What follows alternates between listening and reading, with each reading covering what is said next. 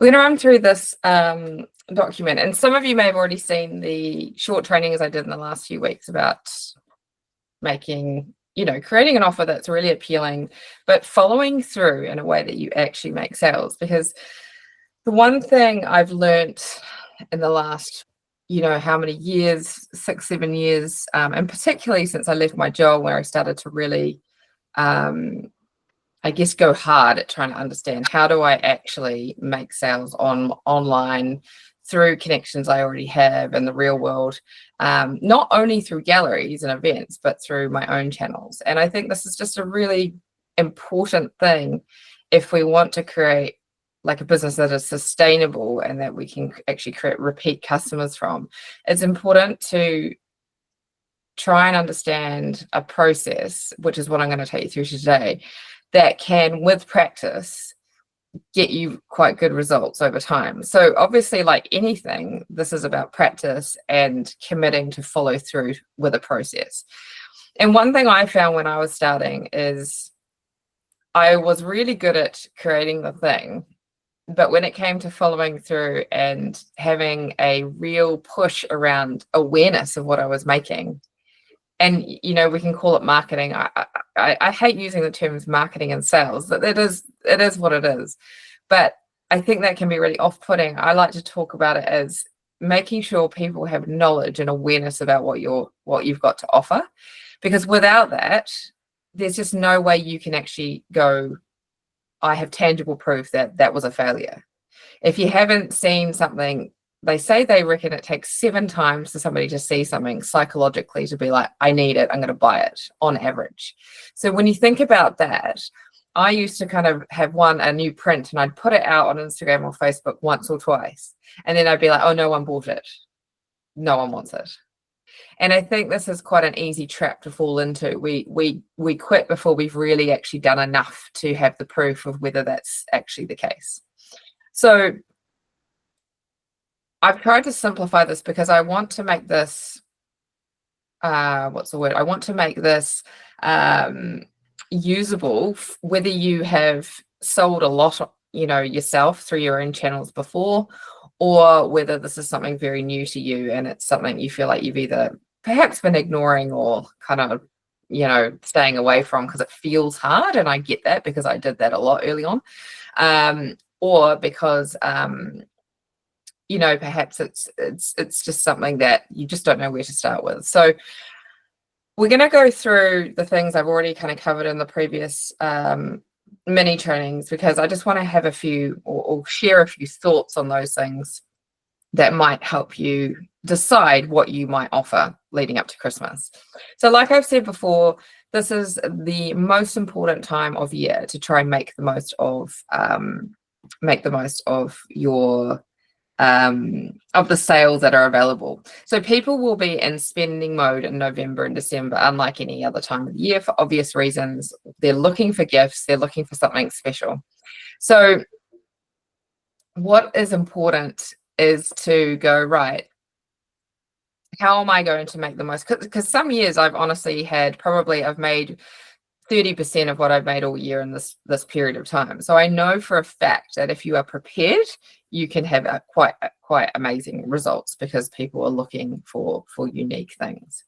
So when it comes to step 1, choosing your offer, like I said, it could be anything depending on where you're at. Now, if you're starting out and you've not really, perhaps proactively or intentionally gone, I'm going to have a plan this year where I'm going to try and really hard to sell online and through my, real life connections. I would recommend, if you're just really starting out with this journey, do something simple. And when I say that, don't try and make complex gifts and things that you've never done before. Start with something simple, like a small number of originals is a really great option. I actually think little mini originals at Christmas are a fantastic offer. I tried this myself 2 or 3 years ago now as just a test, and I had, I think, 9 minis that were just under $200 each. They were literally kind of 1 hour studies that I did on a very small A5 piece of paper, and they sold out in an hour when I put them online. And one of them sold with no picture of it. So somebody bought the painting without knowing exactly what it looked like. They knew what it was of, and they knew that it was similar to another one, but they bought it anyway because it was the last one left. Now, there's a few reasons why that was successful, and I'll talk about that a bit later when it comes to the actual marketing and being seen and creating some excitement around it. But I would recommend thinking about something like that, whether you're, and I think that's actually a really great one, whether you're an artist who's just starting to do this intentionally, or you're somebody who's already made good sales. It's just a really, I think the idea of somebody being able to gift an original piece of art at an affordable price, either to themselves or somebody else, is very appealing. Now, if you've been selling for a while and you're kind of like, actually, this could be a great opportunity to diversify what I've been offering so far. So when I say that, I talk a lot about the fact that I think to have a successful art business, I think the majority of people really benefit from having a diverse number of things to offer. And there's a few reasons for that. It's because you can appeal to different types of buyers. So you might have somebody who can afford a $5,000 piece, but someone else who loves it but can only afford the $300 print. Likewise, you might have somebody who's loved your art, has bought your art before, and when you put out a limited edition collection of gifts or calendars at Christmas, they buy them all because they're a mega fan, and they're like, well, fantastic, I can get all these gifts sorted and I love her work, so I'm just going to buy it. So over the years, again, I share what I share because I'm a massive fan of trying things. I've tried all sorts of things and I love to report back. So I've tried puzzles, I've tried notebooks, calendars, and they've all had a lot of interest and successful sales with those. And some people now in my world, on my emailing list, on my mailing list, have bought 7 or 8 times from me because of the diverse number of things that I offer. So if you are feeling like you're like, actually, this could be a really good motivator for me to try something new here, I do recommend trying something like this, like a calendar. A calendar is a really easy gift to start with, by the way. If you're kind of wanting to go, right, where do I start with that? A calendar is fantastic, and they are really so popular because they can be I sold mine for $35. They have really good profit margins if you buy, a decent number. But again, that will require some intention around how will I sell it and really follow through on this to make that work for me.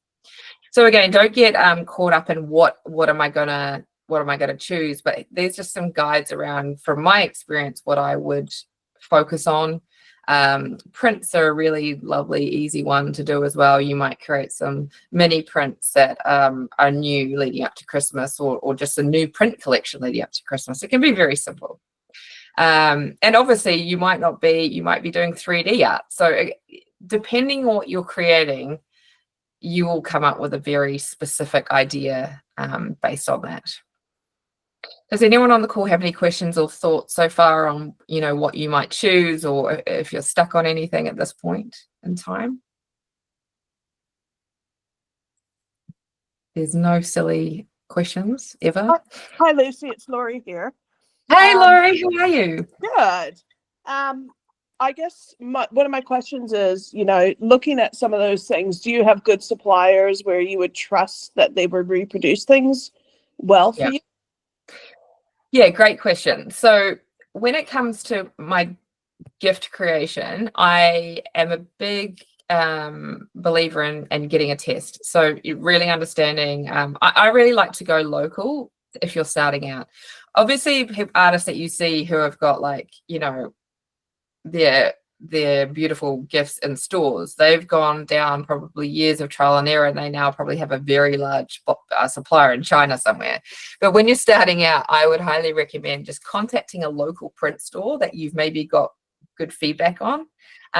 Same goes for prints. If you're just creating prints, go to a really good fine art printer that you might get recommendations from. But just literally Googling, for example, printers in your area, and just give them a call and go, hey, look, do you create calendars and things like this? Is this something you do? And that's what I did.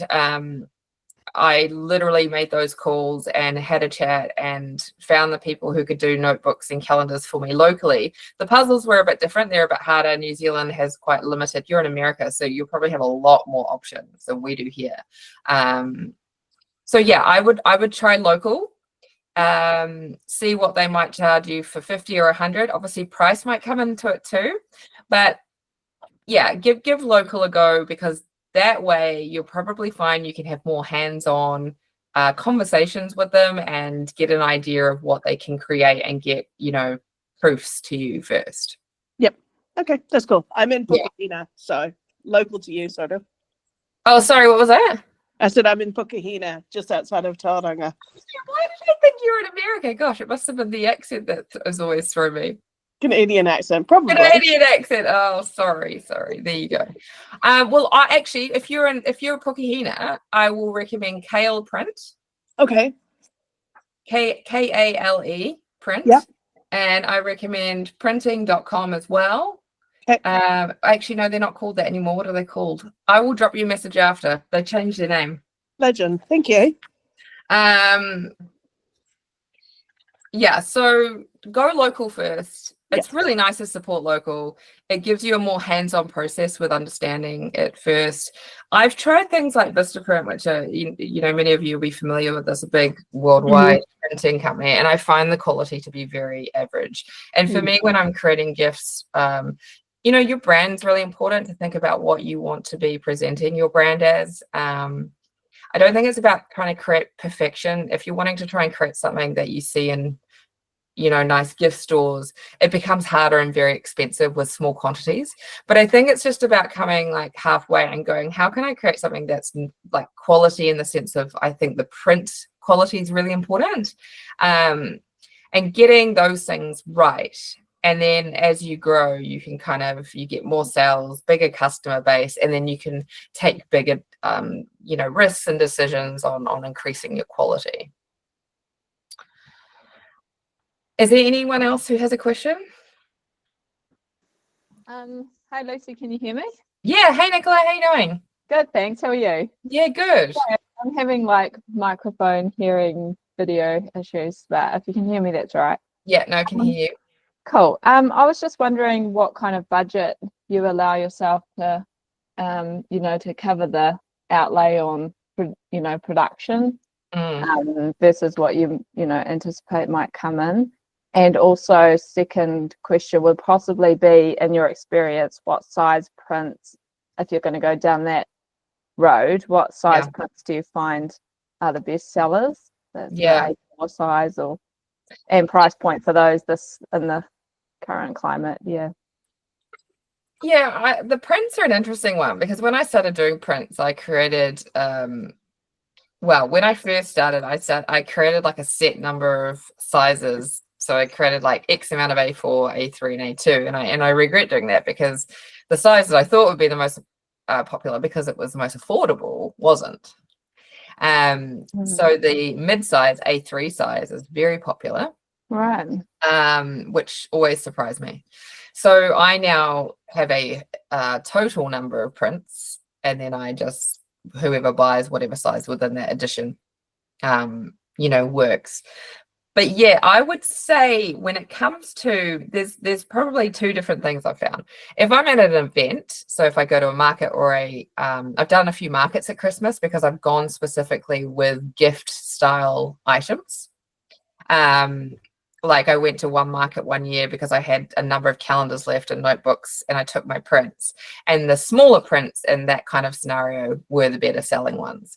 But that's probably because you're dealing with a different type of person who's turning up to a market wanting to spend under $100. So I would say that online stance for me, A3 has always been more popular.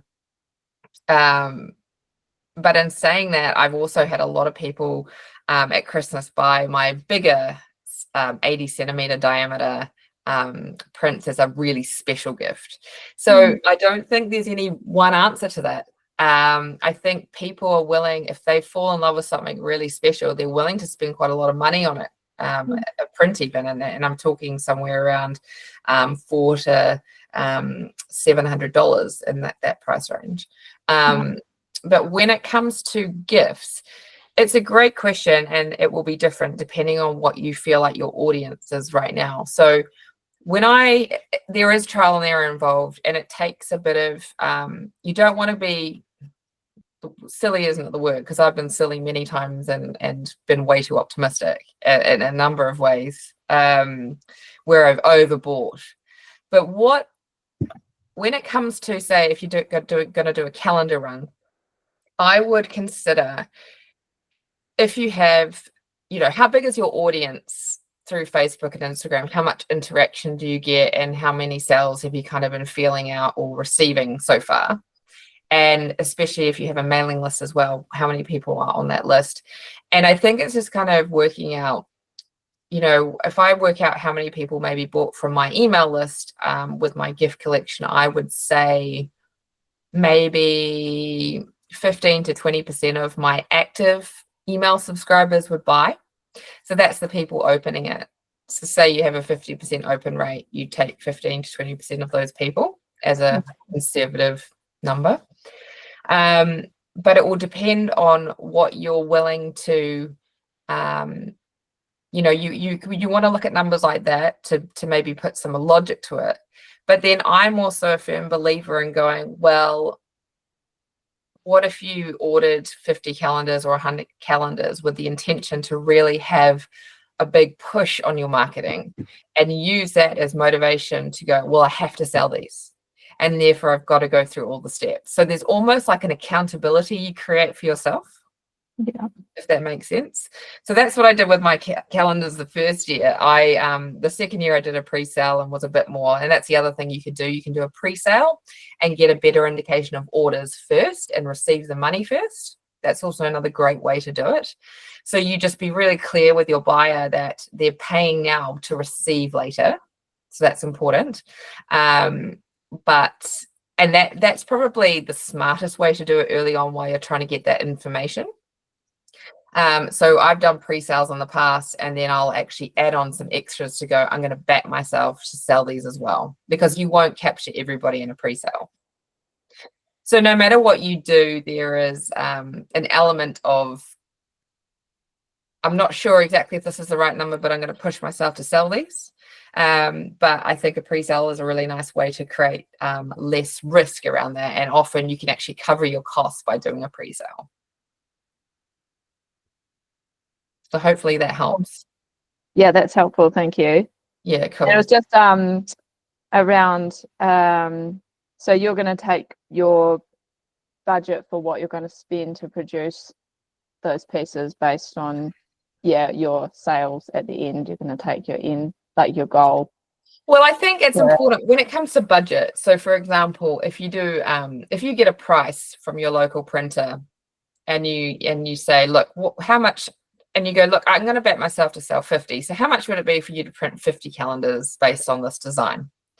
And they'll give you a price, and then you will go, right, I want to make at least 50% margin on a gift, at least. I highly recommend putting on at least another half. Otherwise, it's just not worth your time with the smaller items like that. So I would budget it like that, and then you don't have to place the order yet. But what you can then do is know what you're going to charge your customer, put the pre-sale up based on that number, and get that money in. And then, so for example, if you go, right, I'm going to get a bit of a budget based on 50, you sell 40 in a pre-sale, you're going to well cover your costs and have already made some money. And then you might actually back yourself to say, actually, printer, I'm going to get 65 from you because I've already sold a lot of them, and I think I can easily sell 25 more. And that might actually bring your cost down a little bit more as well. Does that kind of make sense around the process?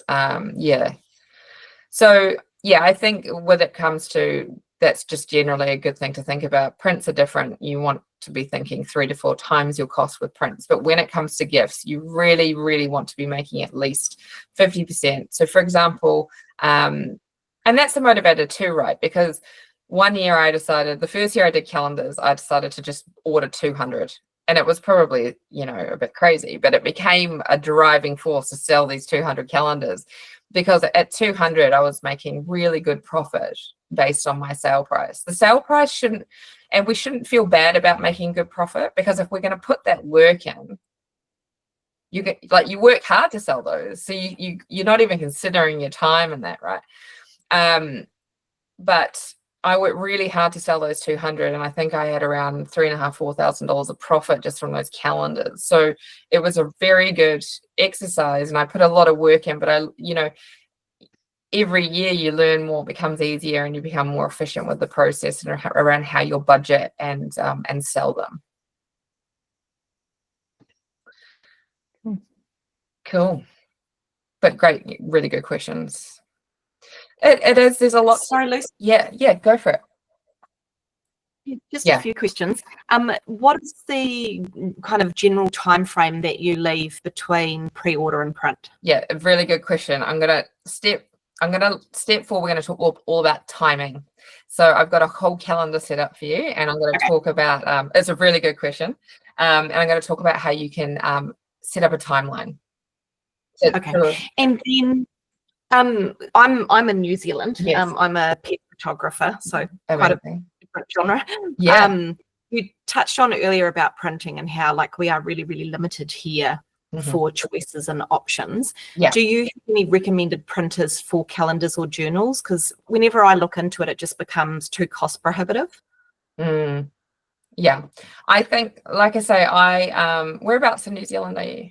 I'm in a little rural town called Pocono, which is basically halfway between Auckland and Hamilton. Yeah, cool. I know it well. My in-laws are at Onifero. Oh, there you go. Yeah. What I would say, again, I try and find a local printer, because there's actually some really good local printers. The one in Tauranga I was using that I said to Laurie was Kale Print, and they were just they print all sorts of stuff for different businesses, including calendars. So calendars is actually quite a common one I've found with local printers, and I would imagine if I don't know whether Hamilton or Auckland would be closer for you, but I would just do a bit of Googling, and I would make some calls, and just, if they say, yes, we do calendars, I would ask them to quote based on a size you're after and numbers. So obviously that's quite important. Your cost is always going to be pretty high if it's any less than 50. Yeah. So I think that's a good thing to remember. But again, it depends on the quality and what you're doing. I laminated my covers and did all sorts, so you can do it cheaper. But I think just drop some emails, make some calls, figure out what it's going to be. But to be honest, the online prices from, say, Vistaprint or Canva or print on demand services, I think they're even more expensive. Yeah. So I do think actually going local with a local printer is a good idea, and I would literally just Google high quality printers in these areas, and a lot of them will show you what they actually have to offer on their website. Yeah, okay, because that quality has been one of the issues that I've found, even unfortunately with local printers. Yeah. And there are a lot of people that offer calendars, but like, for example, journals, I'd quite like to do some custom journals that I can actually put in goodie bags for my high paying pet photography clients. Yeah. Again, it becomes kind of cost prohibitive to kind of do on a small scale basis, and again, quality. Yeah, I'll quickly show you one of the notebooks. I have a few left from so I guess it depends. Like, if you want to do anything hardcover, that becomes harder, but I do just a 400 GSM laminated Spiral.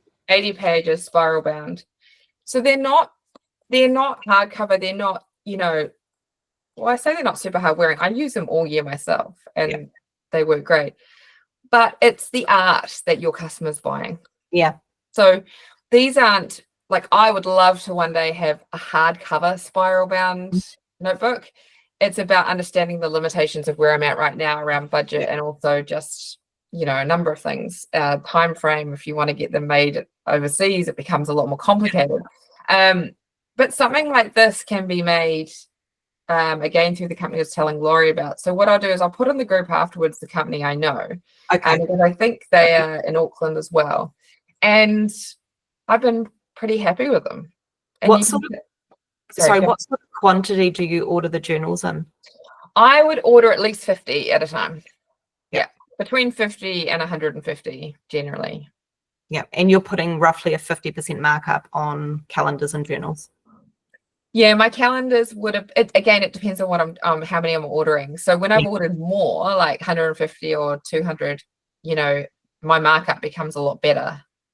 But I've not always been able to do that because, you know, I've gone either I've just not, I know I've not done the marketing, or I know it's something perhaps that I've done before, and therefore it's not as exciting this year, but I'm still going to order some, you know, if that makes sense. You start to get a bit of a feel. But when I've been at a very, you know, before I got pregnant with my second baby, I was, the last 2 years before that, I went really hard with these things. And so I had a really good plan to make everyone excited about it. I was very confident in my ability to sell them. And generally I would always have a few left over, but it was very small amount. Yeah. Okay, that's awesome. Thank you very much for that. Yeah. Oh, thanks, Charlene. Yeah, the notebooks are really, I mean, I'm a huge note taker, so for me, I love them. And they're actually a really nice one if you go to events and things, whether it's a nice market or it's a exhibition, you have your ability to actually talk to people. Like, these are things that you can actually have that are small sales, but people really like them. Okay, Lucy, sorry, I just have one more question. Yeah. It's Cami. Nice to Hi. meet you. Yeah, And you too. yeah, thank you so much for running this free workshop for other artists. It's really lovely, and You're welcome. yeah, I just really appreciate your time and your effort. I just had one question. I'm honestly starting to get back into my painting, and eventually would love to be selling my things. Yes. But I think for me, I'm still finding my style. Yeah. Do you have any advice on that in terms of, I guess, when to stop and when to just decide to go? And even if that means, like, I guess, like almost kind of a brand change over time, potentially, as I go through this kind of journey myself? Yes, that's a great question. I think it's something that a lot of artists, probably most actually, feel and struggle with. My thoughts on this are pretty simple, is that I think most artists will evolve. You'll see their style change and they'll do different things. I think there can be a real not fear, but worry that if we put something out that we might not do a year later, that we perhaps shouldn't do that yet. So my advice would be is that I'm a firm believer of, like, always just starting to put it out now. And the important part of it is sharing the story. So you might be exploring different things and trying completely different styles of painting or drawing or sculpture. But if you're just sharing the story of your journey, that's actually what connects with people. So, and there's no reason, except I think in our own artist brains, because we're always kind of our worst critic, right? There's no reason why somebody wouldn't necessarily want what you're creating right now. Because even though you're like, oh, is it exactly what I'm going to be making in 5 years? If we might not ever be ready based on that. Does that make sense? Totally. Yeah. So what I did, I'll give you an example, is you can kind of see the edge of it. So when I first started out, like, painting again after my head injury, I started doing these very bold, purely abstract geometric pieces. And I did those for a few years. And then I suddenly started doing birds. And that's how it's kind of evolved. So my birds now sit with some some geometric elements, but I do birds. And then last year I just randomly decided to do a landscape. So I think if anything, what I've noticed from that is people actually find that very interesting. So remembering that anyone watching you who doesn't create will feel that you have a superpower because you do something that they can't and they don't understand it. And so therefore them seeing you on your journey, it's kind of like sharing a painting at its rawest, worst phase and going, this is how bad it looks right now. And then they're like, and then you show it evolve and they're like, oh my goodness, that's amazing. That's kind of a metaphor for you as an artist growing through your life as well. So I think it's like anything, the story is the thing that connects, and it's actually the thing that's very powerful to keep or create interest and connection with what you're doing. And I think it's really quite neat to just share that journey. So I would encourage you to just start getting it out now and don't worry about your style. Okay, I needed to hear that. Thank you. Just embrace where you're at now and share that, and share it as a part of something that you are enjoying at this point and you want to share it based on that. Awesome. Amazing. Lucy. Awesome question though. It's not an easy one. I think we all struggle with it at times. Right, I'm going to get into the next few. So I'm going to just go through these next two a little bit quicker because I want to get make sure we don't run out of time, and I really want to go through steps 4 and 5 as a priority. So steps 2 and 3 are about, well, let's start with 2. So once you've decided what you're going to do, and remember, don't overthink this too much. Just choose something very simple, and it might literally be, I'm going to create 3 small mini originals to make it very easy, and I'm just going to put them out there and I'm going to see what happens. So choose something. Secondly, define the details, and the reason I'm wanting you to do this is because when you start to talk about what this is and what it's about and who might like this and why should they want it now, as you start to put yourselves in the shoes of the person buying. So you start to think about, well, what will they want to hear? What will they be interested in? And these things will help you actually form your copy or your descriptions or your stories when you start to share what you're doing on your process. So literally saying, I'm creating a calendar this year. These are such great gifts for like the people you just don't know what to give. The mother-in-law, the new, you might have a new girlfriend and you need to get something for a mum. Well, a calendar is a great idea. You can literally start to talk to that when you are sharing it, because it kind of seeds ideas. And so another examples of the notebooks, I always talked about them being great teachers' gifts because they're a $25 gift and a great thing to give a teacher at the end of the year, because it's not hugely expensive and it's limited edition and all these other things. So think about, there's some prompts for you to think about those details, and that will help you start to weave together, the reasons why this is a special offer. And it will actually start to give you a bit of confidence too around why what you're making is really cool. So take some time to go through that, make some notes. And like I say, those notes will help you form some specific copy, descriptions, and call to actions when you're actually starting to share the process of what you're creating. And step 3 is kind of linked, but I wanted you to think more about the story. So what is the story that's going to connect with people around, what makes it special? Like, is it based on a piece of art? Are you creating a calendar based on a series of art that has a lot of meaning, or perhaps it was from your first exhibition, therefore that makes it really, really special?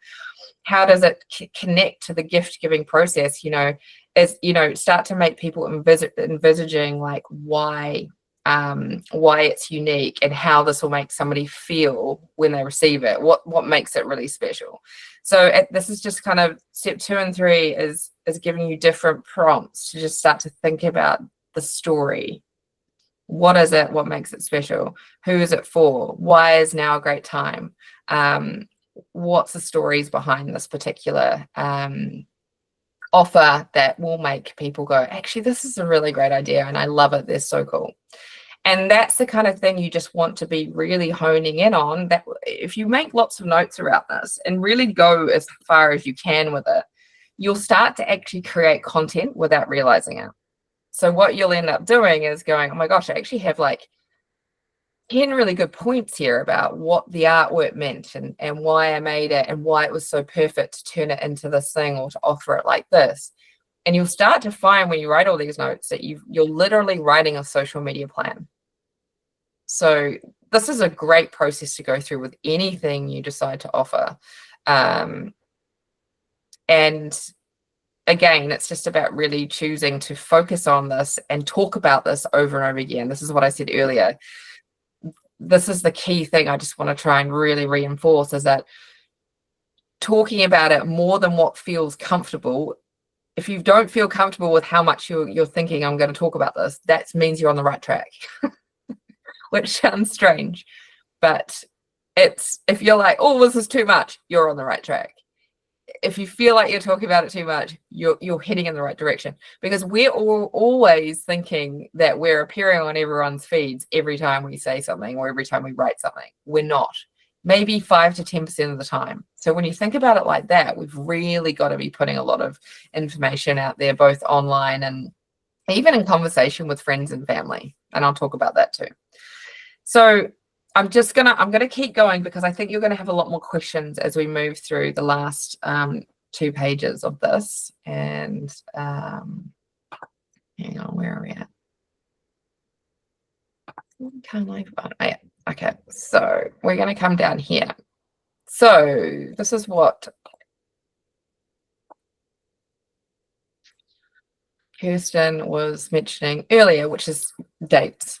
So this is a really important one, especially if you're going to, well, it's important for anything, but this is a really good habit to get into, because I don't know if any of you like me, but I'm often a last minute person. And if I don't have dates or timelines, my creative timeline can be kind of in the distance somewhere, and it's like, yeah, it will get finished. So I actually need timelines and Charlene agrees. Good. I'm not the only one. I need set times. And so for me, going through this process around key things I'm wanting to offer throughout the year is very good for me, because it motivates me to be consistently either creating or making sure I'm doing the things I need to make other things happen. And so the things that you want to be considering when it comes to dates and timelines. So the time you need to create your offer. And so that can be anything from I need to paint the paintings to I need to create the digital file to have ready for printing. And so if you're doing a calendar or you're creating a notebook, there'll be a digital file of, various complexity that you'll want to or need to have ready for a printer to be able to print it. Now, don't get too overwhelmed with that. Tools like Canva are fantastic now for having templates that you can start from and then make your own and customize it. But this will link in with the time required for third-party suppliers like printer. Third-party means outside of your control. So this is the question Kirsten had before around, well, what's the timeline you really need to be ready for? And so, for example, I always like to work backwards when it comes, especially when it comes to gifts, because there are third-party people involved that might not be in your control. So I'll give you an example of it shortly. So the other thing you want to really think about is the time to spread the word, to market your offer, to make sure people know about it before it's available. And that creates the excitement and urgency by the time you go, they're for sale right now, jump in. So this is the part that often gets squeezed to nothing. And so we can be like, oh, getting it ready. And then we're so busy getting it ready, we haven't really talked about it. And then we go, oh, it's for sale. And everyone's like, oh, what's for sale? And we've missed that crucial step of people really knowing something is coming and they know what it is and they're ready to buy it. So if we've not allowed any time for the awareness part or anyone having a clue what you're talking about, the sales part becomes really hard and just becomes so much harder to do. So I will give you an example. What I've done here as well is there is a link there that you'll see to a calendar I've created in Canva for you. So it's a calendar that you can just take the template and then put in your own key dates. So we'll talk a bit about an example now, and then you can kind of take the calendar and work that out yourself. But if, for example, I think it's important to start from the date you want to have it on sale. That's really important. So start from the end and work back. So, for example, if you want to make sure your calendars, and as a side note, by the way, calendars are a really good one to do early as possible, which might make it, more challenging right now. You probably want to get onto it now. But if you can have your calendars on sale by the end of October, early November, that's much better, because a lot of people like to send them overseas. So that's just a bit of a tip. And this is why I wanted to do the workshop, now as soon as we could. But work backwards. So say your sale date is the 7th of November. I'm just throwing that out there. You'll go, right, I really need to have ideally a couple of weeks to make sure I've got, or at least a week to make sure I've got the stock to hand, and give myself a bit of a time frame from when they're going to be available to ship. Now that would depend if you're doing a pre-sale. I don't want to complicate this, but for example, if you're going to sell them first, that's a bit easier, because then you'll do your marketing at the front, if that makes sense. You'll talk about them a lot right now while you're making them, or before you make them. But I think always working back from the time you want to make them available for sale, or working forward or backwards from that date, is very important. So start there. But let's just say you're going to sell something after you've made it. Let's just work with that for an example, because this will apply to paintings or gifts or anything that you're going to sell. What your launch date, which is the for sale day, is how long you want as a buffer to make sure you've got the time available in case something doesn't go right. So I'd say 2 weeks is ideal, maybe 1 to 2 weeks. And then you want to make sure that there's plenty of time, because if you call the people this week and say, I want to create this thing, they say, yes, we can. Here's your price. Looks good. How long would it take you to make these and get them to me? And that becomes a very critical time that you need to plot into your timeline. So getting that confirmed, and it will be different for everybody. Getting orders in like this early from suppliers will be a lot easier for you, because they will have a lot of pressure on them November, December time, a lot of pressure. So the earlier you start to get onto this, if you're like, no, I'm going to do a calendar. I've actually got the content ready. I've got the images, 12 images I can use. I'm just going to focus on creating a file in the next week and contacting people and asking them about it. The later you leave it, the longer the time frame could be, because of how much backlog they'll have from other clients. So that time will be very dependent on who you're working with, what you're creating. So if you have somebody you're going to rely on for printing, you will have extra time required that you need to consider. If it's just something you're creating, it's a lot simpler. And like I say, when it comes to the marketing side of things, there's absolutely no reason why you can't plan to have an overlap. And what I mean by that is, once you've got it sorted, your timing with printing and all the rest of it, you can start talking about it as soon as you have the file ready. You can start to share images online, and then you can get a test proof from the printer. You can share that. So it's thinking about, what do I need to show what I'm doing, and have videos of me flicking through my new calendar or painting a piece from my new calendar. But you can actually overlap some of those things in your calendar and make sure you're leaving plenty of time to market them as well, even if they might be getting made at the same time. Does that make sense?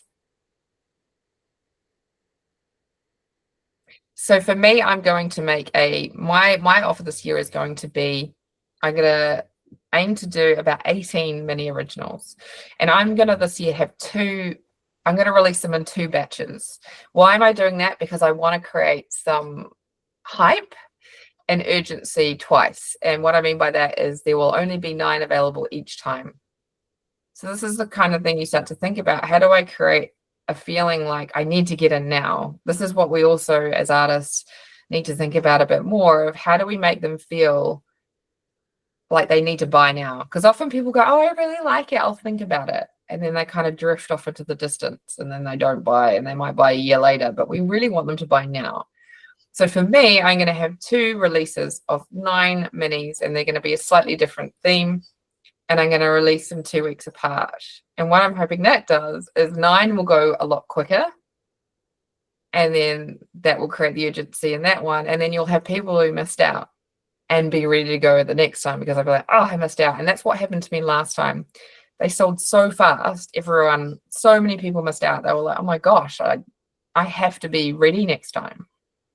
So that's the kind of thing we're wanting to create. And the only reason I got it to feel that way is because I talked about them over and over and over again every single day for 2 weeks leading up to them being ready to be purchased. So by the time they were ready, everyone was like, oh my God, they're so cool. There's only one of each and I've got to get in and I've got to make sure I'm ready, because I don't normally have any paintings available that are less than kind of $700 or $800. So it became very exciting and like, oh my gosh, it's an opportunity to either get a gift or something for myself here. Does anyone have any questions around the idea of putting some dates together to make sure you can plan for the next 3 months or 2 months, really?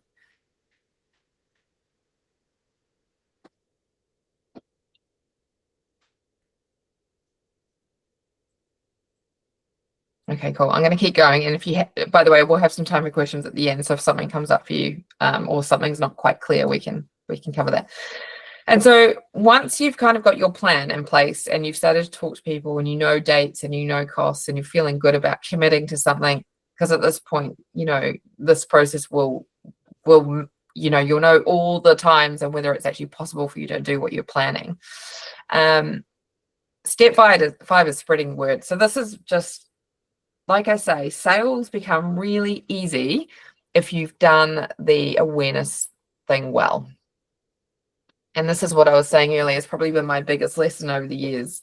I hated the idea of both social media and sales, to be honest. I still don't love it, but it's become more creative for me in the sense of how do I plan to do it differently this time and how can I share it differently? And because I'm more used to this process, I feel differently in the sense that I feel more in control and I know I've got a plan. If I stick to it, it will work.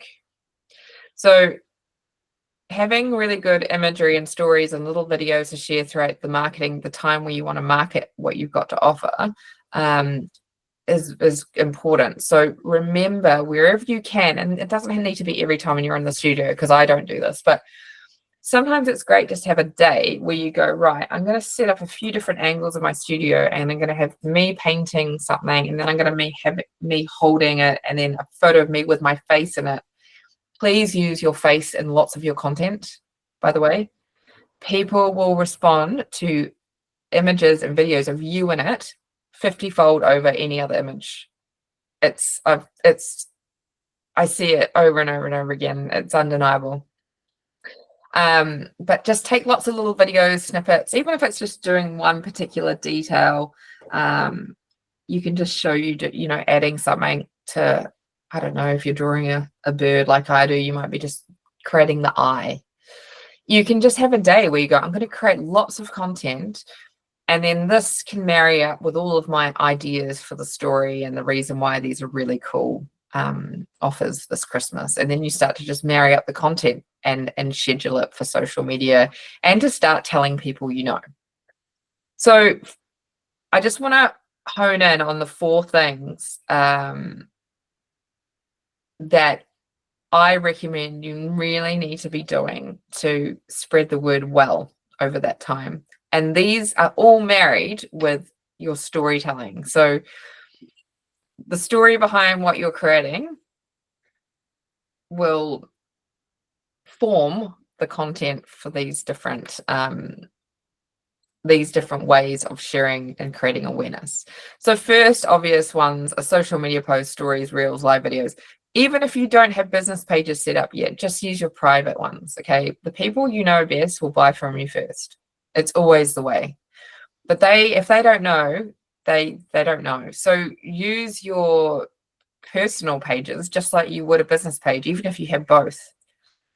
So this year, I'm going to do that a lot more. I in the past, just really focus on my business pages, but you really miss out on another opportunity for somebody to see what you're talking about by not using your private pages as well. Facebook community groups. I talk about this all the time. If you aren't yet in some local community groups on Facebook, please go and join some. And if you can be brave about doing anything this year, I would introduce yourself to your local communities as an artist and share what you're doing. It's honestly one of the most powerful free marketing tools I think are available to anyone right now. And I've just had so many sales from a single post in this way. I can't tell you. I had one guy last Christmas. I moved back to my local hometown where we live now. I put a single post up introducing myself. He went to my website, listened to a podcast I'd done where he heard my story. He has a construction company. I used to work in construction. He liked my art, decided that because we had something in common, he wanted to buy all my art and spent $12,000 with me.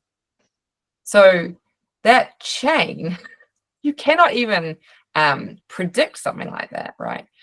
And I think in the art world, we get really caught up in thinking that a buyer who's willing to spend that amount of money looks a certain way and only goes to galleries and is an art collector and has very strict requirements of what they will spend money on.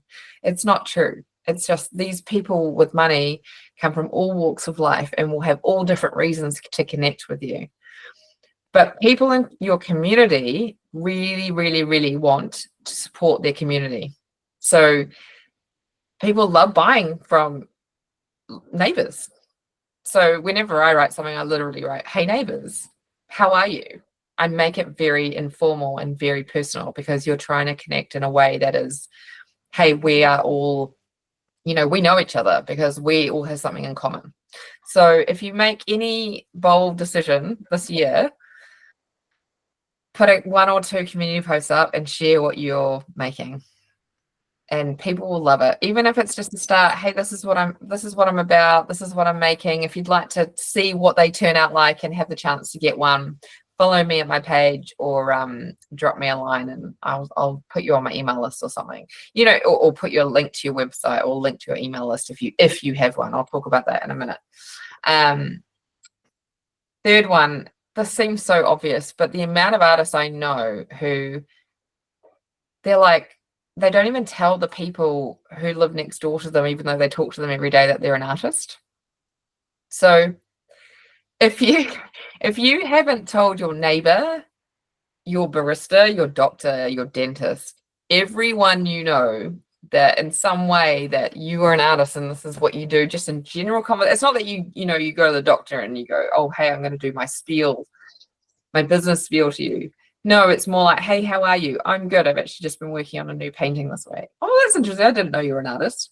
It's simple little seeds, right? It's constant planting of seeds. This is authentic marketing where you don't have to feel like a salesperson and you're literally just sharing what you're doing and what your life is. So your awareness of your Christmas offer to your friends, tell your friends about it, your family, in conversation. "Oh yes, I'm so excited. I'm doing my first calendar this year." So many people will want to support you in that. I had another story of this is when I lived in Mount Maunganui. We've recently just moved. We had a local coffee van and all the kind of mainly people who work for themselves, we'd all kind of have a coffee after we'd done drop off, and we'd have a coffee for half an hour, sometimes an hour, talking, just connecting. And I would just share what I'm up to. And I literally ended up one day coming with like puzzles and notebooks that I just got, and I was like, yeah, I've just picked them up. And they're like, "Oh, let's have a look." And I was literally selling the stuff out of the boot of my car to these people who it's hilarious. It probably looked really dodgy that I had my boot open. I was receiving money from people in the middle of the street. But this is the stuff that happens if you just are willing to just talk about it. And not feel like, because I think we can often feel like, "Oh God, I don't want to say anything because I don't want them to feel pressured to buy it." But we've already decided for them, and that doesn't help anyone, because you could actually, like that day I sold 2 guys. He's like, "Brilliant, I've got both my mother-in-law and my mother sorted for Christmas. Thank you, you've helped me solve a problem." So I just recommend don't make stories up in your head deciding what someone's going to think or feel about you sharing something before you even know the outcome, because it's often better than you think. And the last thing I've got here is newsletters, and I want to just emphasize that if you don't have a newsletter yet set up, please do not worry and rush to think you have to do that. It's fantastic if you do, and it's one of the most powerful tools I have in my business. So I highly recommend you looking into it if you haven't done that. I've got a few trainings in the group on this. But if you have a newsletter, please, please, please look to try and get people on the newsletter and use it to really emphasize what your offer is. And that would be sending a number of newsletters before they're available and a newsletter when they're available, or an email when they're available. So that's the most powerful marketing tool an artist can have, an email list. Can I just ask, do you do the 7 times thing with emails as well? Well, the 7 times thing is more of a just remembering psychologically what for most people happens, in the sense that you will have some people that might buy twice on the second time because they know you love you and will just buy it. But it's more just considering how am I seen 7 times in different places. So for example, on social media, I would suggest that you go, how have I, in an ideal world, have I posted at least 20 times about this? Yeah. I mean, I come from a marketing background, Yeah. 30 years in corporate marketing. Yeah. And yeah, it still feels weird to repeat and repeat and repeat about the same thing over and over again. Well, I must say I've done a terrible job of it, and I've lost, I don't know, I'm one of these people like, there, and I post something different every time, and I haven't thing repeat well at all. Yeah, I fully know what you're saying here, and this is the bit I was telling you about around. This has been the hardest thing I've learned, because I still at times feel deeply uncomfortable about how much I talk about something. But I find that if you can talk about something in a lot of different ways. Yeah. So it's not repetitive. It's not repetitive. So you have a different angle to the story. You have a different type of content, video versus a static versus you in it. A different angle of, if you have a calendar, I mean, focusing on each piece in the calendar and you painting it. This is the piece that features a month, March, it's about this. That's 12 pieces of content that are all different. And then you have videos of you flicking through the calendar and showing them, and then another video of the front cover with you in it. And then you have a video of you at the printer picking your box of calendars up.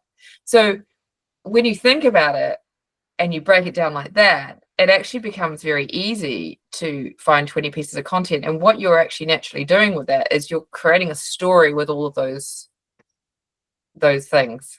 So by telling the story of all the pieces that were made, and then how you're now creating it, and then why they're so great, it takes people on a journey. Yeah. And they feel quite invested. I guess if I swap that word repetition with journey, mentally, that will help me totally get past the whole, oh my gosh, I'm repeating myself again. Yes. Yeah. Okay. It's a big shift, and but it really is the most important one, I think, when it comes to marketing yourself. And it's funny, isn't it? Because I've met quite a few people who are marketers, and I think it feels different when you're marketing yourself. Totally. I didn't really care about it as much when I was marketing corporate products, but this is my art, this is my soul, this is me. It's totally different. Way more vulnerable. And it really is. And for example, on a newsletter point of view, when I do when I have a very intentional launch, if you want to call it that, I don't love that word because it sounds very corporate, but a very intentional offer that is going on sale, and I will often have 5 to 7 newsletters that will go out in the month before. But again, it's a journey. So one will be a newsletter planting the seed a month out, and then it will be a newsletter about, I really want to tell you about this very special thing that's coming, a little bit about it. I will let you know more soon. And then what you do is the next one is about, if it's a mini originals, for example, or, whatever it might be, you might then have a gallery that you start to show some imagery and give some more information of when it's going to be available, why, it's a limited edition, there's only 6, there's only 10. And then like literally 3 days out, this has become one of my most popular, or I guess powerful selling tools, is I do a video every time. So I will do like a video where I show the product, and instead of having any words, it's just a video that comes to someone's inbox. And it's like them experiencing what I'm selling to them in a very personal way. So, you know, with the mini originals, I showed all the originals. And then what I did is I had a frame there, and I was like, well, one of the selling points was the fact that it was a small piece and it fits perfectly in these frames that you can just buy from Kmart. So it's a very easy, accessible piece of art to make really, you know, wall ready. You don't have to overthink that part. You can frame it however you like, but this is just a very simple one I have here that I had in the home. Here's how you can put it in, and here's how it looks now. And you're showing people the art, but you're also giving them the journey of like and other selling points, which is it's very simple for you to have this ready to go and gift or hang up. So, and a video can tell that very well. And then you have the, hey, they're available now. And then the next day, if you sold 8 out of 9, you can be like, hey, there's only one left, who wants it? So when you think about all those things, again, like the social media element, it actually becomes quite easy to create a lot of content. And like you say, that it focuses more on a journey. Yeah. Well, I'll make It's that just mental practice. shift. I think will help. Yeah, it's just practice. And I think, again, just remembering on social media, for example, and that's why I think the direct conversation is also so important alongside this, is that 5 to 10% of content people are probably seeing of yours. Yeah. So if you think about that and you post 20 times, some people might only see it twice. Good old algorithm. Yeah, it's that's why other things like stories are important. Even if you're willing to go live on Facebook, I know that's a big thing. Go live on Facebook and show people in your studio and talk about it there. But all those things will give people it's a better odds collectively through all those things that they're going to know about it. And that's really what you're just trying to go like figure out. How can I just cover these bases and really just make sure people have awareness of it? It's not about pressure to buy. It's just making sure they know the opportunities available to them. Okay, I'm just going to go to the last page and then I'll just answer any questions that we have. I've just got a couple of, one more step, which is the most important step, which is often the hardest, sticking to the plan. It seems like a very obvious thing, but again, if you're like me, I can be really great at going out there and being like, this is what I'm going to do. And then for some reason, I just bail on some of it. And I think that can be part of like self-doubt. It can be like, oh, this is too much. I'm too much. I'm being seen too much, like what we're talking about before. And I have had that a lot. But like I say, if you're feeling that, you're probably on the right track and you're probably heading in the right direction. It will feel uncomfortable because you've probably not done it before. And you'll be feeling too much. It's not really a thing. It doesn't exist, but in our head it does. So I just highly recommend, if you're really committed to wanting to have something that you can go through, because honestly, if you start to go through this process every single time, you know, you could literally take this, and I'm focusing on Christmas here, but you could literally take this process and go, I'm going to have 4 focuses throughout my year where I have something different I'm going to offer. And I'm going to use this process every time. I promise you, the more you do this and the more you delve into it and the more you practice it, you'll get better and better results, and you'll find this just becomes a cycle. So anyone you see selling online, artists who are doing very well, they will be using a very similar process to this, and they will have different things planned in the year to go, right, this is the offer here. This is roughly how much it's going to be worth to my business if I sell X amount, and they'll plan the year out and their money that way. So try your best to just follow through. And it won't be easy, especially in the first few goes of doing this. I'm not going to try and pretend it is. It's still challenging after doing it for many years, but I know it works. I promise you it works. And you will get some people unfollow you or unsubscribe, and they might go, oh, it's just too much. But it doesn't matter, because your sales will increase.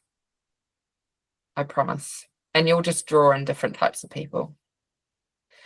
So yeah, find ways to just try and get some accountability. That would be my recommendation. Tell somebody you know who you might be able to say, look, I'm planning this. This is what I'm doing.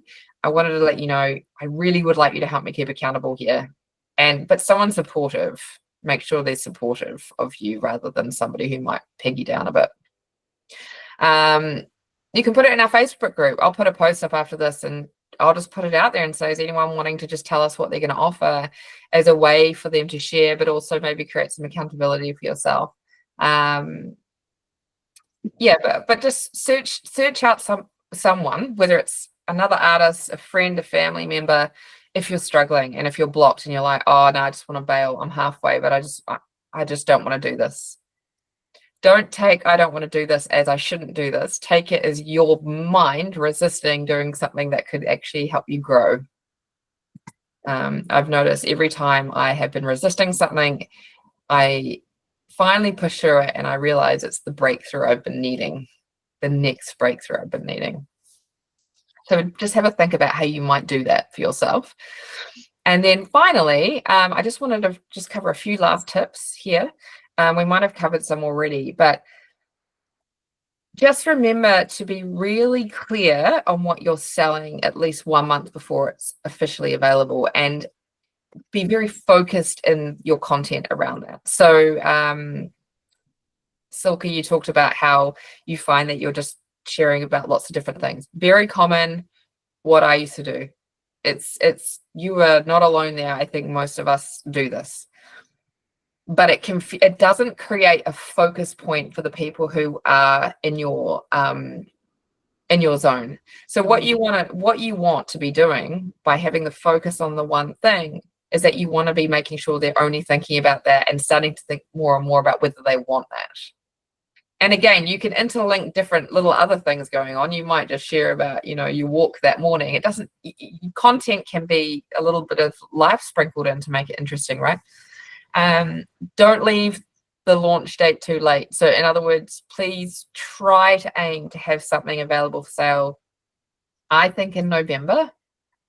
I think that's a really good month to aim for. So with my mini originals, I haven't set in stone, but I'm probably going to do the first 9, either the last 2 weeks of November or last week of November and first week of December, either one of those. So that's my goal, because I've noticed that although there'll be last minute people, there's people that will start to doubt whether it will get to them on time. They might need to send it on to somebody else. So in December, you start to just, there's more doubts that creep in for people. The third thing is stay positive and be proud of what you're selling. So the energy you're putting into something will be what you receive. So if you're feeling really, oh God, this is terrible, they're going to think I'm too much and no one's going to want it and it's not going to work, you will create that outcome. So really try and hone in on that feeling. If you're feeling that, and write it down and go, what am I feeling? Is it true? Do I know it's true? Or am I telling myself a story? How can I flip this and turn it into something positive and actually change the script? This is honestly core stuff right there. Our minds play tricks on us all the time. The fourth thing is talk about your products in different ways across different places. So that's what we were just talking about. So technical term for it is omnipresent. So basically you are present or appearing in people's lives in different places. So your friend might hear you talking about it at a barbecue and then they see you online, they're like, oh, there it is, actually it's really cool. Or again, social media to your email list, but it's about being seen or having awareness of it that appears in different places. And just remember, authenticity matters. So just be yourself. Don't feel like you need to be a scripted, perfect person in anything you're doing here.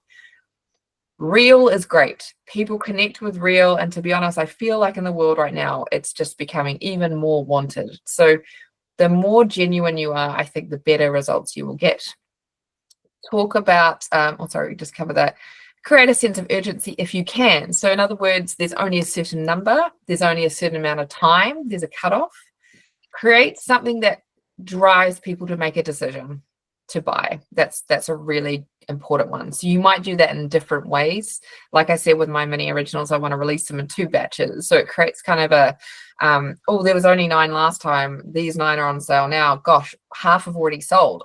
I need to get onto this. And all you're doing there is just giving people a driver to make a decision now rather than go, oh, wait a few weeks, which is really, and again, that takes a lot of practice, but just have a think about how you could try that this one time. And make it very easy to purchase and very clear on what it costs, how they can get it. So I often actually don't tell anyone what my things cost until it's available. You don't have to tell people. Some people might ask, and then you can tell them. I've never seen any issue with that because ultimately I found that it's not often really about the money. It's about the connection. And, you know, I've worked with a lot of people who are struggling to sell, and then they go, oh, I'll put 50% off everything, and it still doesn't sell. So what that's proof of, it's not about how cheap something is. It's about how much desire someone has through the story and the connection they have with it. That will be the driver why they buy it. But be really clear. So the best way, and you don't need a website for this, by the way, but you can set up now through Stripe and other payment merchants. You can just set up online links where people can just put their credit card details in and pay you. If anyone's interested in that specifically, please let me know, and I can share a bit more info on that. But just make it very clear. I think if you're like, direct message me if you want to buy, it's another hurdle for people to get through. And I think it just creates too much of a, oh, I've just got to message them. And what if they can't take card? And then I have to do a bank transfer, but I don't even live where they live. So you want to make it easy, less things for people to have, you know, what's the word, a doubt about whether they want to have it. And finally, and this is for people who have one or have started to use an email list. If you haven't done this yet, please do not get worried about this, because this can feel very overwhelming when you start it. So if you have an email list, prioritize building the numbers on that list if you can. So do whatever you can in the next month or so to grow that, and then really use that throughout the process of giving people a lead into when it's available and get them excited about it. Because the people on your email list are often the mega fans. They love what you do and they want to see everything, and a lot of them want to buy everything that you have. So really remember to focus on that as well. Okay, so that is the end of the workbook. Has anyone got any questions about anything that we anything that we covered? Yeah, I mean, that was great. Thank you. The email list, you're talking about building your email list. I'm just starting out. I've tried some lead magnets and offering the 10% off. Yeah. But the people that are joining are not, my open rates are not 50%. They're about 25%. And then they're not clicking through, and I'm just not getting any sales as a result. So I don't think I'm attracting the right people. What's the best way to get the right people into your email list without spending a fortune on Facebook ads? Yeah, I think early on as well, I'm looking more at Facebook ads myself at the moment, because I think they become valuable when you have a good base. So I definitely wouldn't recommend it starting like organic reach and organically kind of trying to grow that to start is good. How many people have you got on your email list? I think I've got up to about 700 now, but they're not. That's fantastic. I don't know that they're the right people though. They're not buying. I think you want to look first at your open rate. So yes, really you want your open rate between 40 and 60%, and that's when you can start to get good feedback on whether they are the right people. So I think the first thing you'd want to look at is how you are creating your content. Are your subject lines enticing enough for people to open it? Are how are you structuring your content? Are they reading through it? So the open rate would be the first one I'd try and look into. And I would suggest that the first thing I'd look at is whether you can improve your subject lines to make them more appealing to open. So I'm a big fan of ChatGPT. AI is very useful for artists for things like this, and just ask it to give you some ideas based on, say you're doing a newsletter, give them a brief rundown of what you're doing, ask it to give you some ideas for some really enticing headlines or subject lines that relate to your content. Yeah, I'm using GPT, and I'm also Okay. using, there's an online tool for checking your subject lines, Yeah, okay, cool. and I'm only using ones that are above 90%. Okay, right. Supposedly I'm doing all the right things, but it's just not quite converting. Yeah, that's interesting. Okay. Is it Yeah. perhaps the 7 things? I haven't done that enough times, No, or I'm changing topics each email. No, not at all. I think when it comes to your email, like, it's literally your open rate will be purely based on whether people are receiving it first and foremost. Like, that can be a bit of a problematic if your email address is going to spam. So that's also something that you might need to look into. And maybe just have a look at your stats and see if the same people are opening it over and over again. Because if that's the case, I would suggest that 75% up to aren't even seeing them potentially for some reason. Yeah. So even on the list building flow, you know, when people sign up, I've got an email flow. Even those, the open rates are they're not 50%, put it that way, and then the click rates are really low as well. So yeah, okay. I'm wondering if I've just not attracted the right people then, perhaps. Yeah, it's possible. It's one of those things without going into it in a whole heap of detail. It's hard to know, but yeah, I just look at those things again. Maybe look at the people opening each time. Is it the same people? Or maybe even reach out to some people who haven't opened any, who you know, and get in contact and just say, look, I'm just trying to do a bit of a understanding of what's going on with my email list. Can you give me some feedback? Yeah. Can you tell me if you're even seeing them? So I go there next. Okay. Yeah. Cool. All right. Cool. What do you mean by organic list building? Well, just through your own channels without paying for ads. I think like when social starting media out, and really, stuff.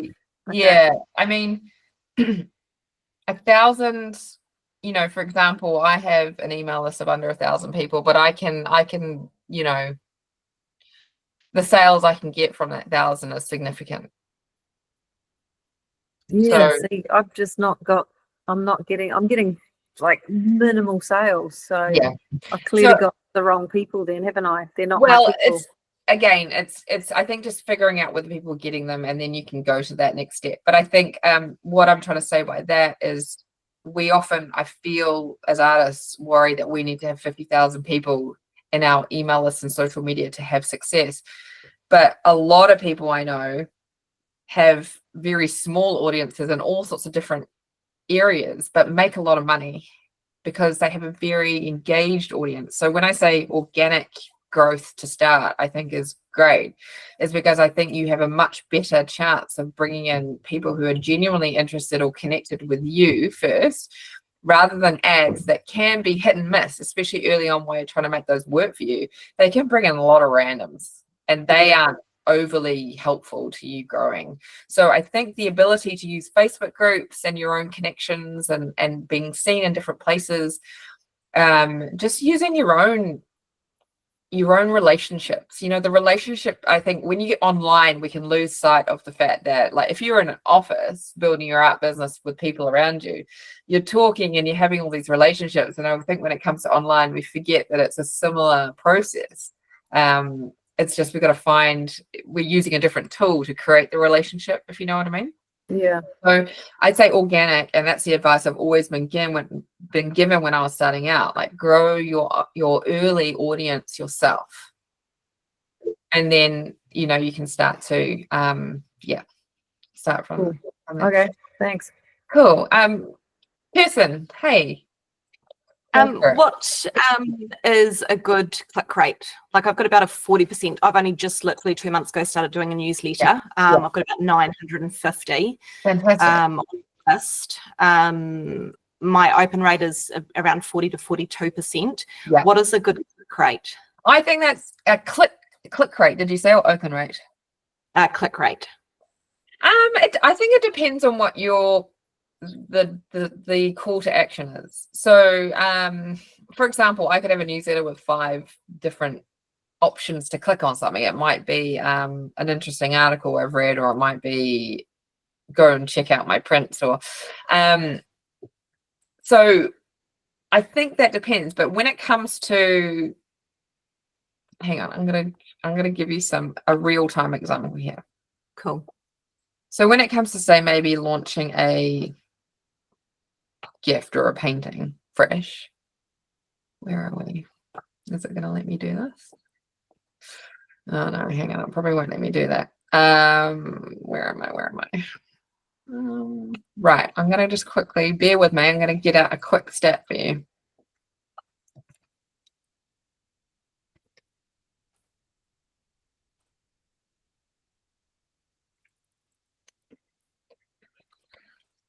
I would say a good click rate of something you're really wanting people to look at is like 5 to 10%. Cool. A lot, and that's based on the fact that you're going to have 50% not even open it. Yeah. So yeah, looking down, my click rate is anywhere between, like, my high click rates are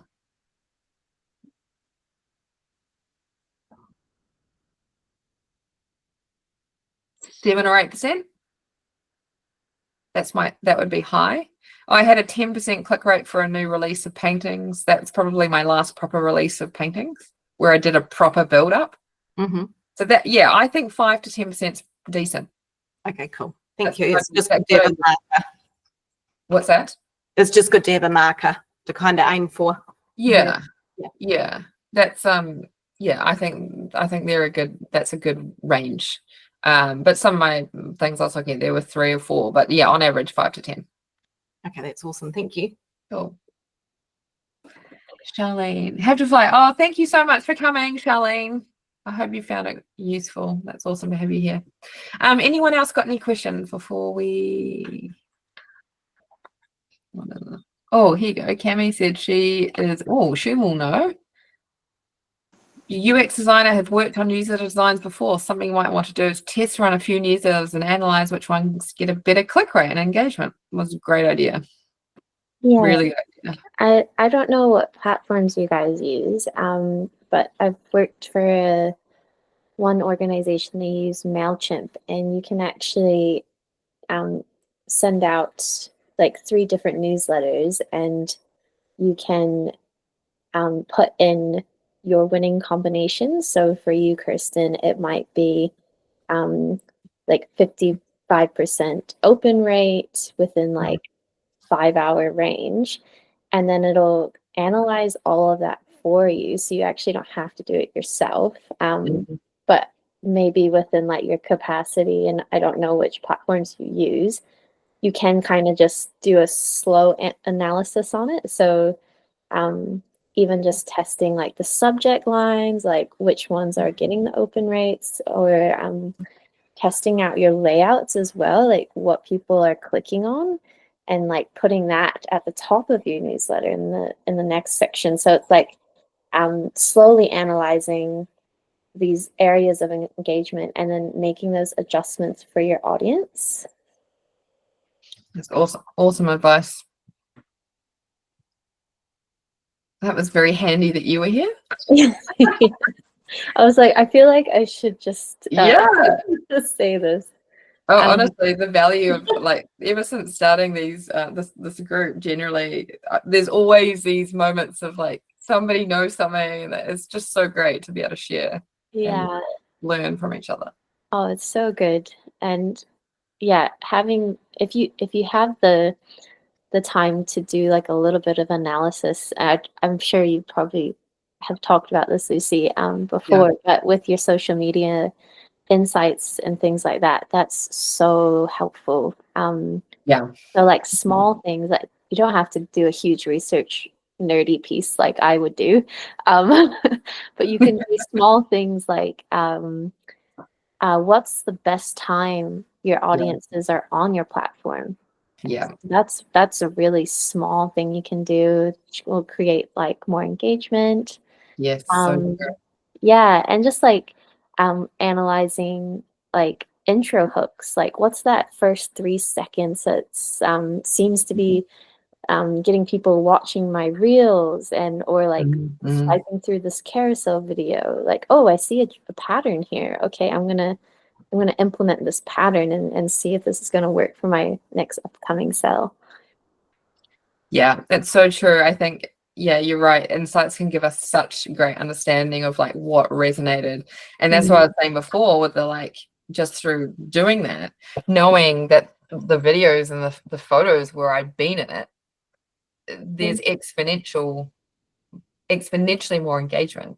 And so I only know that through like what Cammie's saying there is just by looking at insights and understanding what's clicked. It's really good advice. And you can do that over a week, right? Like you can actually if you're scheduling your content for your offer and you try it over a week and just see what content in that week worked best. If you do 5-10 posts at the week, you can really get some good information. Amazing. Is there any other questions before we wrap up?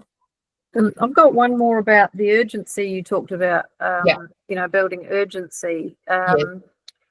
I mean, my originals are limited. Obviously, there's only one of each, but I actually have a Gelato account linked to my Shopify account where everything's print on demand. Yeah, great. So people can order prints and canvases and framed prints and stuff online, and there is no limit. Yeah, fantastic. So that's something I always sort of get stuck on. It's like, how am I going to create limited prints when there is no limit? Yeah. Or should I put a limit on it? I think there's lots of ways you can consider it. So, for example, you might have, for a limited time, you'll get free shipping. For a limited time, these are available to order. The cutoff is this date before Christmas. So you can create different reasons for people to buy before a certain date. Or you might even say on, I'm not saying a discount's always required to create the urgency, but you might say for this 1 week leading up to Christmas, I'm going to have 15 or 20% off my prints. And I never do this. And I'm just going to do that for 1 week. And they're the kinds of things, especially if you have open editions, I think that's a lot more appealing as well, because, it's just having a random promotion like that can be like, oh my goodness, I've never seen that before. A lot of artists don't like to have sales, and I certainly don't think you should feel pressured to do that.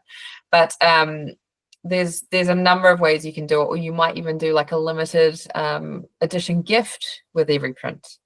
They might get a special, a card or a mini print that's worth X amount every time they order in the next week. Is it weird if they get that from 2 different places then though? Because I don't do any of the shipping. It's all done by the printers. Yeah, that becomes a little bit more challenging. I don't know I haven't used Gelato myself, but I don't know whether there's the option to add on things to orders. I don't know how that works. Probably not. The only thing I would say on Shopify, I know they have a lot of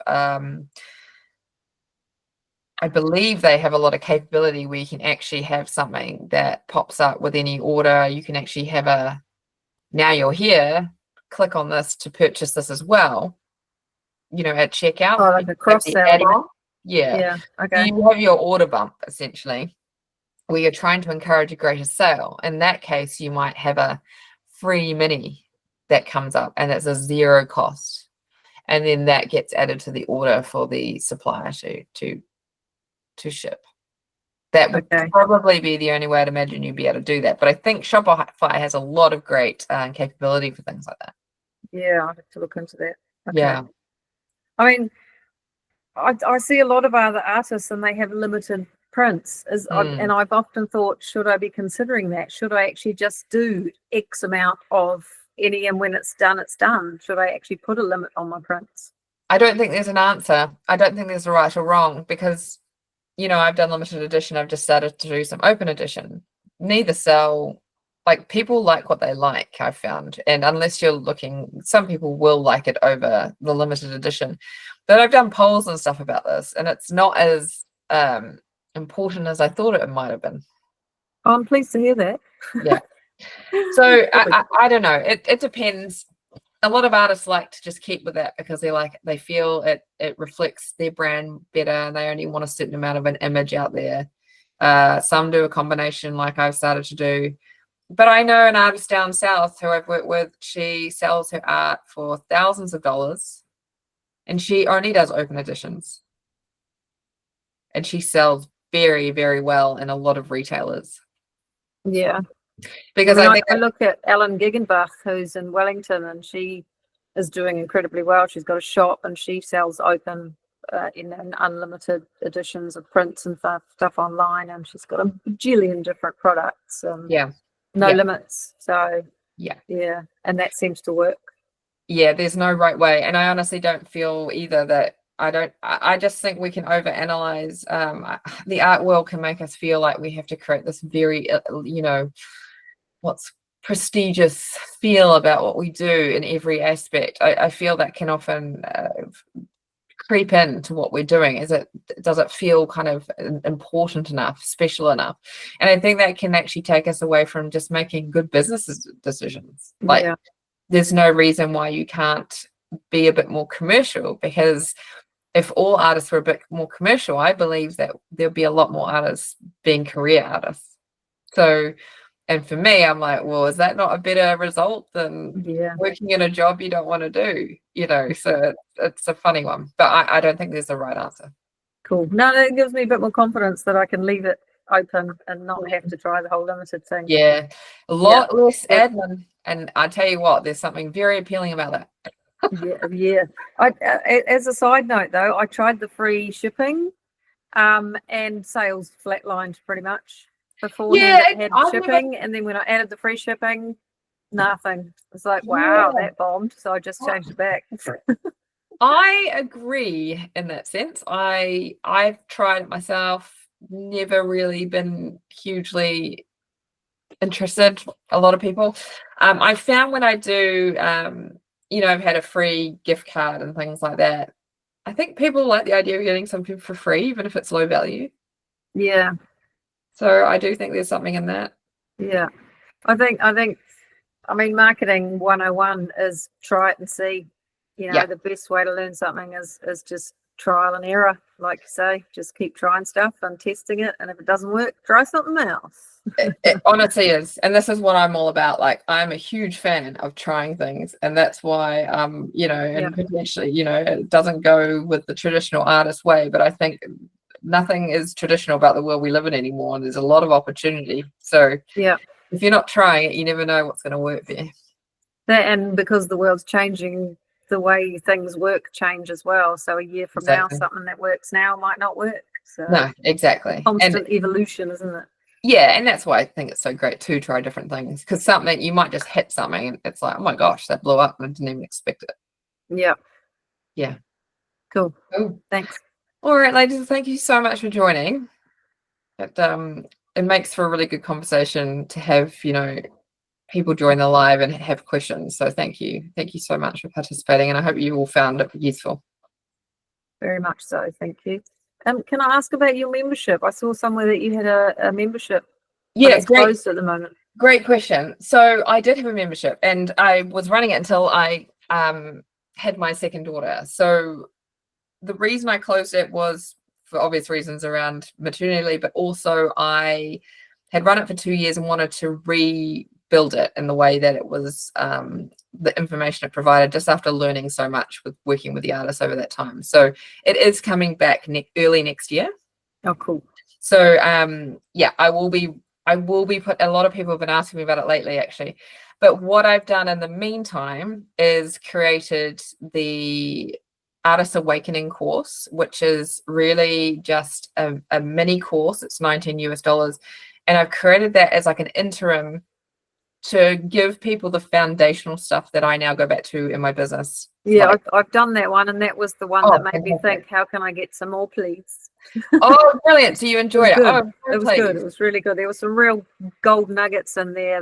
Some of the stuff is basic stuff, but there were some real gold nuggets in there that were quite useful for me. So yeah, I've tried to make it for the person who has never tried to put their art out there, but also the people who have, like you, been getting out there and maybe just giving you some different angles on it. So That is the interim thing I've got going on along with my artist toolkit. So I'm officially going to be, that's been kind of the add-on to that course, but that's going to be available next week, which is all of my templates and business tools and goal setting and financial planning that I use. And I'm just basically putting it into a bundle. But the membership next year will be a lot more about this kind of thing, like strategy to sell, and a lot more one-on-one, like group coaching like this. More of a more experiences like this. So Yeah. look out for that.